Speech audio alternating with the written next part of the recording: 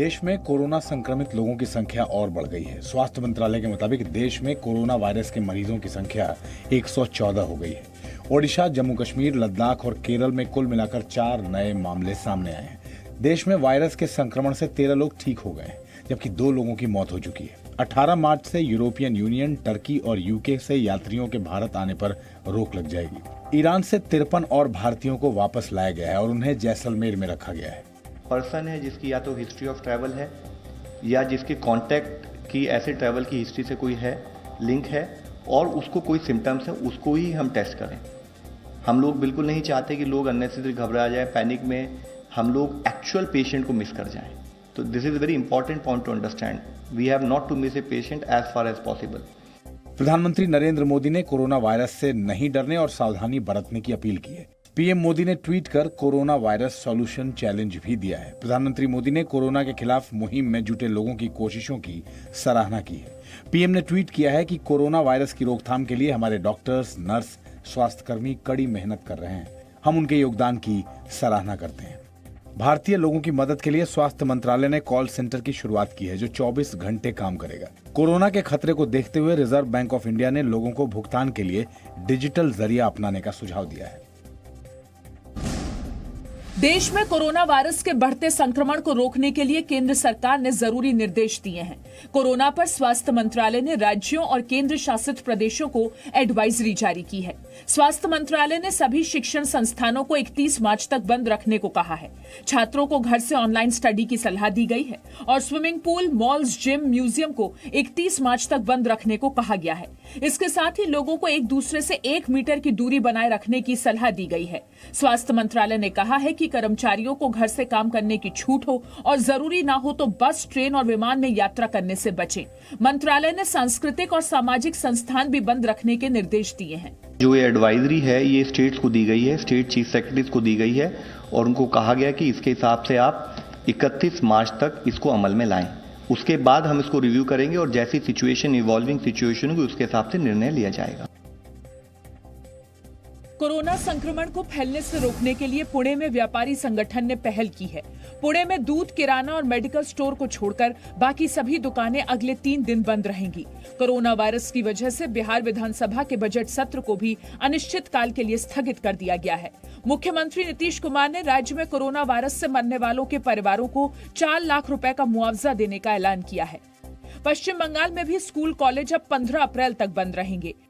IIT Kanpur के प्रशासन ने under graduate, MBA, MTech, MDS और एमएस के पहले साल के छात्रों को हॉस्टल खाली करने को कहा है। कोरोना वायरस के बढ़ते खतरे को देखते हुए देश में आर्कियोलॉजिकल सर्वे ऑफ इंडिया यानी एएसआई ने अपनी देखरेख वाले सभी स्मारकों और सेंट्रल म्यूजियम को 31 मार्च तक बंद कर दिया है। इसमें ताजमहल, लाल किला, कुतुब मीनार और हुमायूं का मकबरा समेत 3686 इमारतें और संस्थान शामिल हैं।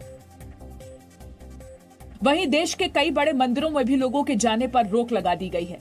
मुंबई के मशहूर सिद्धिविनायक मंदिर को बंद कर दिया गया है।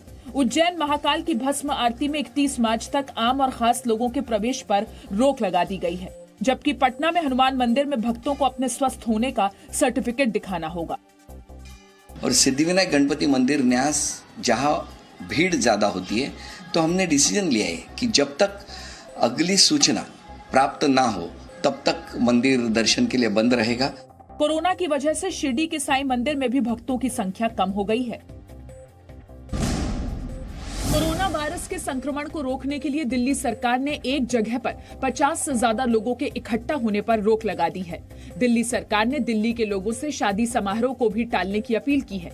मुख्यमंत्री अरविंद केजरीवाल ने कहा है कि ये आदेश शाहीन बाग में चल रहे प्रदर्शन पर भी लागू होगा। गैदरिंग्स चाहे religious, social, family, political, cultural, ऐसे कोई भी गैदरिंग अलाउ नहीं की जाएगी 50 से ज़्यादा। सभी के ऊपर ये लागू है, तो सभी को चाहे वो प्रोटेस्ट हो चाहे कोई भी हो उसको उसके ऊपर ये लागू होगा, ये ऑर्डर लागू होगा। और मॉल्स के बारे में अगर ज़रूरत हुई तो 1-2 दिन में उसके ऊपर भी निर्णय लेंगे हम।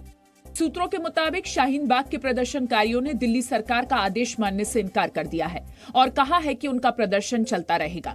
दिल्ली सरकार ने ये कहा 50 से ज्यादा लोग यहाँ नहीं रह सकते। क्यों नहीं रह सकते? हम इस चीज के खिलाफ है। किस हक से 50 का ग्रुप बांट रहे, किस हक से?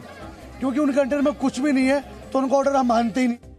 कोरोना संक्रमण की वजह से दिल्ली में आज से जिम, स्पा सेंटर और नाइट क्लब्स भी बंद रहेंगे। मॉल को बंद करने का आदेश फिलहाल सरकार ने नहीं दिया है। मध्य प्रदेश के राज्यपाल लालजी टंडन ने मुख्यमंत्री कमलनाथ को कल ही विधानसभा में बहुमत साबित करने को कहा है।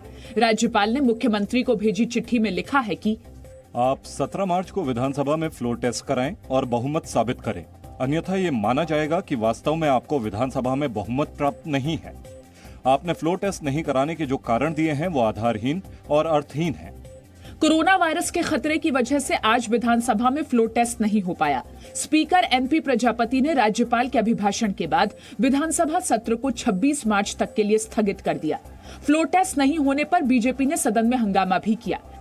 शिवराज सिंह चौहान ने गवर्नर के सामने बीजेपी विधायकों की परेड करवाकर दावा किया कि कमलनाथ सरकार अल्पमत में है। मुख्यमंत्री बच रहे हैं क्योंकि वो जानते हैं कि ये सरकार अब अल्पमत की सरकार है, और इसलिए राज्यपाल महोदय के आदेश का पालन नहीं किया, निर्देश का पालन नहीं किया और सरकार रणछोड़दास बन गई।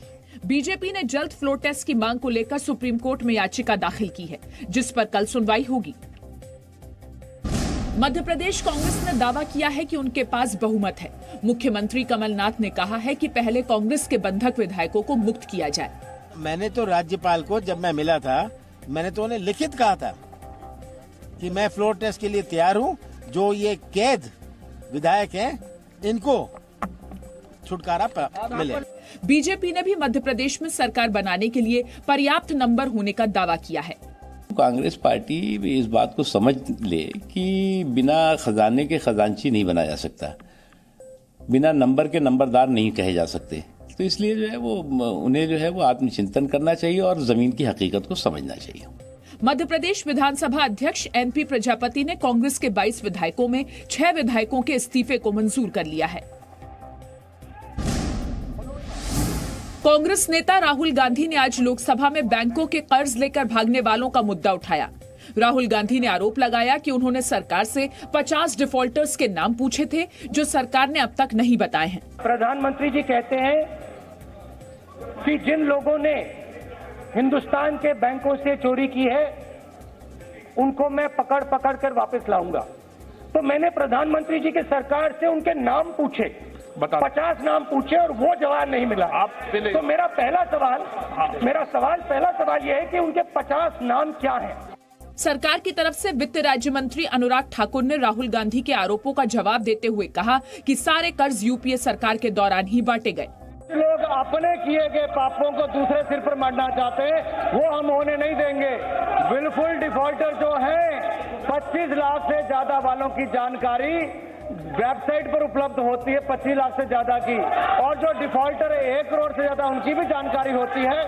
बहस के दौरान प्रियंका गांधी की पेंटिंग का भी मुद्दा उठा, जिस पर कांग्रेस कार्यकर्ताओं ने हंगामा और नारेबाजी की। निर्भया गैंगरेप के तीनों दोषियों ने फांसी की सजा से बचने के लिए इंटरनेशनल कोर्ट ऑफ जस्टिस में याचिका दाखिल की है। याचिका में दोषी अक्षय, पवन और विनय ने फांसी की सजा पर रोक लगाने की मांग की है। मांग की गई है कि इस केस का सारा record Hague international court of justice में मंगाया जाए, अर्जेंट हियरिंग की जाए, हियरिंग हो और जो डेथ वारंट इशू है उस पर स्टे किया जाए, उस पर रोक लगाई जाए। निर्भया की मां आशा देवी ने कहा है कि उन्हें देश के संविधान पर पूरा भरोसा है और उन्हें इंसाफ मिलेगा। जो भी करना है कर ले। ये अब हमारे सरकार को, हमारे सुप्रीम कोर्ट को विचार करना है कि अपने ही देश में क्राइम हुआ था, अपने ही देश के फैसले को ये किस तरह से बाहर लेके जा रहे हैं। तो अब हमारी राष्ट्रपति, हमारी सरकार, हमारी उच्च न्यायालय सुप्रीम कोर्ट ही इस पे विचार करेगा। इससे पहले सोमवार को सुप्रीम कोर्ट ने दोषी मुकेश की उस याचिका को खारिज कर दिया जिसमें उसने अपने सभी कानूनी उपायों को ये कहते हुए बहाल करने की गुजारिश की थी कि उसके पुराने वकील ने उसे गुमराह किया था। निर्भया के सभी दोषियों को 20 मार्च की सुबह 5:30 बजे फांसी दी जाएगी। No signal, no worry. Presenting Z News app with live TV, latest updates and expert opinion. Available on Google Play and App Store. Download it now.